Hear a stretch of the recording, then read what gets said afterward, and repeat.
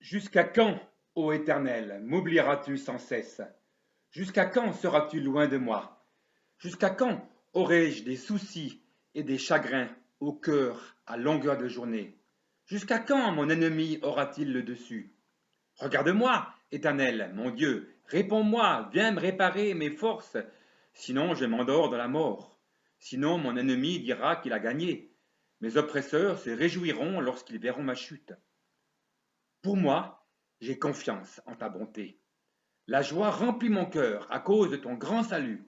Je veux chanter en ton honneur, ô Éternel, car tu m'as comblé de tes bienfaits. Psaume 13, les versets 2 à 6. Jusqu'à quand? N'est-ce pas parfois aussi le cri de notre cœur lorsque l'épreuve est là, impassible, prolongée dans le temps? Oui, cette crise du Covid-19 est dure et on en a parfois marre. Et on pourrait peut-être même penser que Dieu nous oublie, qu'il refuse de nous voir. Verset 2. Et on a du souci dans notre cœur, nous sommes rongés de chagrin. Chaque jour, nos ennemis, donc ce virus par exemple, semblent avoir l'avantage, le dessus sur nous. Verset 3. Si on s'arrête là, dans la lecture de cette prière, de ce psaume, alors on est bon pour la déprime, voire la dépression. C'est la désolation. Puis vient au verset 4 et 5 la supplication. Regarde, Éternel, mon Dieu, réponds-moi, viens réparer mes forces, ou bien éclaire mes yeux, sinon je m'endors de la mort.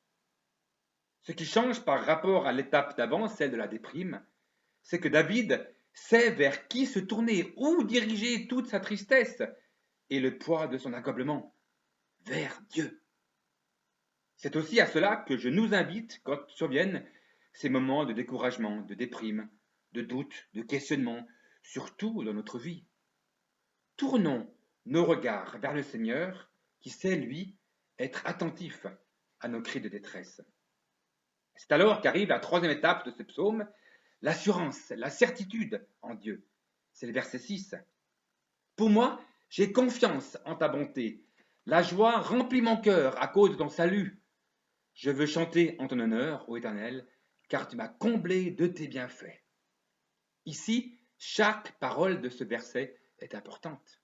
Pour moi, j'ai confiance. Le fait d'appuyer sur le moi au début du verset n'est pas de l'égocentrisme ou de l'orgueil spirituel de la part de David, mais bien plutôt emphatique par rapport à ce qui précède. Sous-entendu, il y a bien plein de choses qui ne vont pas, je suis découragé, mais je désire, dans un acte de volonté qui est la mienne, affirmer ou réaffirmer ma confiance que j'ai dans le Seigneur et dans sa bonté envers moi. Avoir confiance, c'est avoir la foi.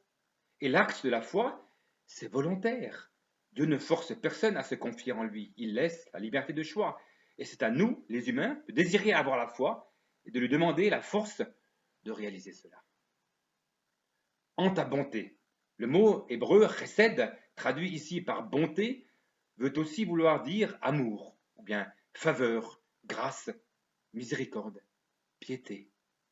La même signification va pour le mot grec agapé, qui est l'amour inconditionnel, qui se donne totalement et dont la quintessence se trouve incarnée, bien sûr, dans l'amour de Dieu manifesté en Jésus-Christ, son Fils. Que représente pour vous la bonté de Dieu? La voyez-vous? La percevez-vous? La sentez-vous? La croyez-vous vraie? La joie remplit mon cœur, ou bien j'ai de l'allégresse dans le cœur. Tout naturellement, ayant placé la confiance en ce Dieu d'une si grande bonté, mon cœur se réjouit. J'ai de l'allégresse dans le cœur, je suis heureux. L'apôtre Paul disait aux chrétiens de la ville de Philippe, réjouissez-vous toujours dans le Seigneur. Je le répète, réjouissez-vous. Philippiens 4, verset 4. À cause de ton grand salut. Ici, la raison précise de l'allégresse, de la joie dans le cœur de David, c'est spécifiquement le salut. Le mot employé en hébreu est de la même racine que celui qu'a donné Jésus. C'est Yeshua, qui veut dire sauveur. Le salut dont il est question, c'est la délivrance, c'est le secours, le réconfort, mais aussi le sauvetage de la mort et du péché. Je veux chanter en l'honneur de l'Éternel. Chanter à l'Éternel, c'est une action qui est une manifestation pratique et aussi émotionnelle de notre amour pour le Seigneur. La musique, le chant, les cantiques aident à la louange. Car tu m'as comblé de tes bienfaits.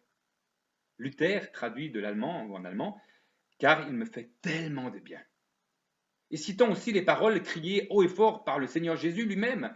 Si quelqu'un a soif, qu'il vienne à moi et qu'il boive. Celui qui croit en moi, des fleuves d'eau vive couleront de son cœur. Jean 7, versets 37 et 38. D'ailleurs, ce verset est proposé dans la deuxième petite vidéo pour enfants de ce même envoi de partage hebdomadaire numéro 19 d'aujourd'hui.